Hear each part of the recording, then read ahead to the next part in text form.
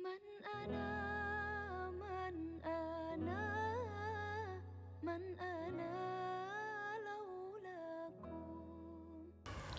Bismillahirrahmanirrahim. Assalamualaikum warahmatullahi wabarakatuh. Innal hamdalillah nahmaduhu wa nusalli ala rasulil karim. Saudara-saudaraku yang dirahmati oleh Allah Subhanahu wa taala, marilah senantiasa kita panjatkan puji syukur kehadirat Allah Subhanahu wa taala yang telah menciptakan kita sebagai manusia, makhluk yang terbaik yang Allah Subhanahu wa taala telah ciptakan, yang telah memberikan petunjuk kepada kita tentang Islam, yang telah menganugerahkan keimanan kepada diri kita sehingga kita dimudahkan oleh Allah Subhanahu wa taala dengan keimanan tersebut untuk mentaati perintah-perintah Allah Subhanahu wa taala, untuk hidup dengan cara sunnah Rasulullah Sallallahu Alaihi Wasallam. Ini anugerah yang Allah SWT berikan kepada hambanya yang tertinggi. Tidak ada anugerah yang lebih tinggi daripada anugerah keimanan, kefahaman tentang Islam, ketakwaan, sehingga kita dimudahkan di dalam melaksanakan perintah Allah SWT. Maka kita wajib bersyukur, dan Allah SWT akan menambah keimanan kita, kefahaman kita, ketakwaan kita manakala kita mensyukuri semua nikmat ini. Saudara-saudaraku yang dirahmati oleh Allah SWT, Allah telah mendatangkan kita ke rumahnya Allah SWT. Allah telah mendudukkan kita di rumahnya Allah SWT, mendudukkan kita di dalam majelis-majelis yang sangat mulia. Ini semuanya Allah Subhanahu wa taala, ya. Kita mungkin menyangka ini adalah karena kemauan kita, karena kekuatan kita, ya, karena kesadaran kita. Tidak sama sekali, ya. Semuanya ini hanya karena Allah Subhanahu wa taala. Kita tidak mungkin bisa hadir di rumahnya Allah Subhanahu wa taala, duduk dalam majelis-majelis yang dimuliakan oleh Allah Subhanahu wa taala ini kalau tidak diberi fasilitas oleh Allah Subhanahu wa taala.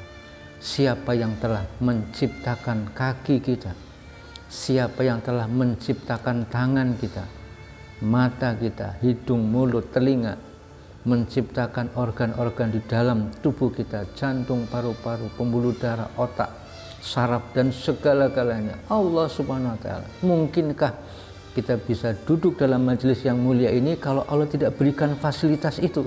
Tidak mungkin. Lalu mau kita hargai berapa, ya? Fasilitas dari Allah SWT, rahmat dari Allah SWT ini mau dihargai berapa persen, ya? Itu pun kalau kemudian Allah SWT tidak lindungi kita, tidak tolong diri kita, sehingga walaupun lengkap anggota tubuh kita tetapi sakit misalnya, ya, sehingga ketika seseorang itu, ya, badannya sehat, sesungguhnya Allah telah melindungi dia dari segala macam penyakit, ya. Bukan karena, wah, ini karena saya bisa menjaga kesehatan, karena saya makan yang bergizi, saya olahraga, saya istirahat, mengatur kehidupan dengan baik. Bukan, ya. Tetapi karena Allah masih melindungi kita, masih menolong kita dari segala macam jenis penyakit, ya. Dari virus, dari bakteri, dari kuman, dari penyakit-penyakit yang lain, ya. Kalau Allah SWT tidak tolong kita, tidak lindungi kita, maka penyakit-penyakit itu akan menghinggapi diri kita, ya. Jadi Masya Allah. Belum lagi kemudian petunjuk hidayah. Walaupun orang itu lengkap anggota tubuhnya, ya, sehat, kuat, tetapi kemudian Allah SWT tidak memberikan petunjuk hidayah, nah, siapa yang akan bisa datang, ya? Sama-sama lengkap anggota tubuhnya, sama-sama sehat, ya. Bahkan yang satu rumahnya sangat dekat dengan masjid, nempel dengan masjid, tetap tidak bisa menggerakkan kakinya, melangkahkan kakinya untuk menuju rumahnya Allah, untuk duduk dalam majelis-majelis yang mulia. Sementara ada orang yang rumahnya jauh, dengan mudah, ya, bahkan mungkin sudah sepuh, bahkan sakit-sakitan, tetapi dengan mudah. Karena apa ini? Karena petunjuk hidayah dari Allah Subhanahu wa taala. Maka segala kebaikan itu datangnya dari Allah SWT, sumbernya dari Allah SWT. Sebaliknya segala keburukan, ya, Segala hal yang tidak baik itu karena diri kita sendiri, ya, bukan karena siapa-siapa. Maka kita bersyukur Allah SWT telah mudahkan diri kita. Allah telah memberikan kepada kita rahmat yang begitu banyak. Kemudian mengapa penting sekali Allah SWT menghadirkan kita, mendudukkan kita di rumahnya Allah dalam majelis-majelis yang sangat mulia? Mengapa? Ya, apa sih kepentingannya? Maksudnya apa? Yang pertama, Allah Subhanahu wa Ta'ala mendatangkan kita dari tempat yang jauh ke rumahnya Allah. Allah Subhanahu wa Ta'ala mendekatkan kita dari berbagai profesi, dari berbagai latar belakang, dari berbagai sudut keilmuan dan sebagainya. Ada yang alim, ada yang awam, ya, dan sebagainya. Kenapa didatangkan? Karena Allah menghendaki hamba-hambanya ini semakin dekat dengan Allah Subhanahu wa Ta'ala. Dari tempat yang jauh kita datang ke majelis taklim, ya, dari berbagai macam latar belakang yang berbeda-beda, kemudian kita mau disatukan oleh Allah Subhanahu wa Ta'ala. Ini karena Allah Subhanahu wa Ta'ala menghendaki kita itu dekat. Sebab apa? Orang yang paling beruntung itu adalah orang yang paling dekat dengan Allah Subhanahu wa Ta'ala. Bukan yang hartanya banyak, bukan yang ilmunya tinggi, bukan yang jabatan kedudukannya tinggi, bukan, tetapi orang yang dekat. Semakin dekat dengan Allah Subhanahu wa Ta'ala semakin beruntung, dan yang paling beruntung adalah orang yang paling dekat. Dan ini Allah Subhanahu wa Ta'ala mengumpulkan hamba-hambanya ini dalam rangka untuk mendekatkan diri kepada Allah Subhanahu wa Ta'ala. Yang kedua, Allah Subhanahu wa Ta'ala hendak memberikan kefahaman kepada kita, karena kebaikan yang kita dapatkan dari Allah Subhanahu wa Ta'ala, yang Allah berikan kepada diri kita itu bukan berupa harta, jabatan, pangkat, kedudukan, melainkan semakin faham kita dengan agama.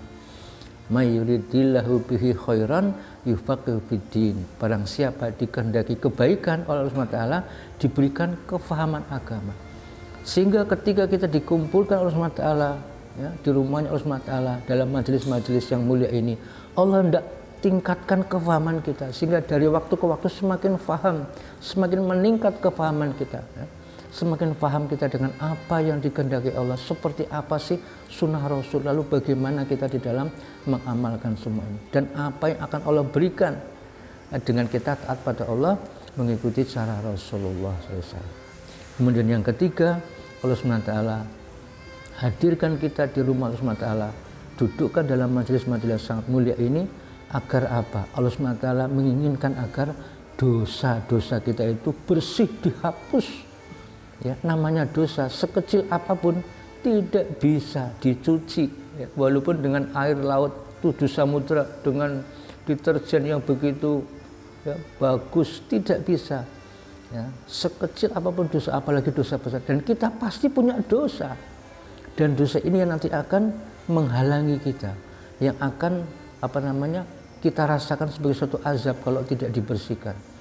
Kalau dibersihkan di akhirat, ya, dengan siksa api neraka, ya. Na'udzubillah min dzalik. Allah sayang, Allah cinta kepada kita. Allah tidak ingin kita nanti, ya, dibersihkan di sana, maka dibersihkan di dunia dengan duduknya kita di rumahnya Allah SWT, dengan kita kemudian mendengarkan nasihat-nasihat Allah SWT, nasihat-nasihat Rasulullah SAW itu, maka kita nanti akan dibersihkan dosanya.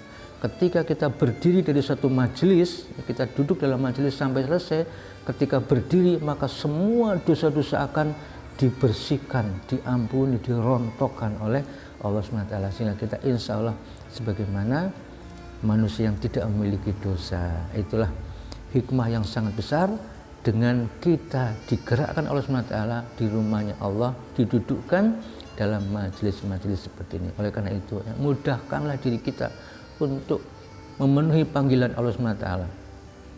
Mudahkan kita untuk duduk dalam majelis-majelis yang dimuliakan Allah SWT. Insya Allah dengan begitu kita akan mendapatkan satu kemuliaan, ya. Semakin dekat hubungan kita dengan Allah SWT, semakin beruntung kita, semakin faham kita, mendapatkan kebaikan, dan kita akan dibersihkan dari segala dosa-dosa, sehingga insya Allah mudah-mudahan kita dimasukkan oleh SWT dalam surga tanpa harus mampir ke neraka terlebih dahulu, ya. insyaallah. Wassalamualaikum warahmatullahi wabarakatuh.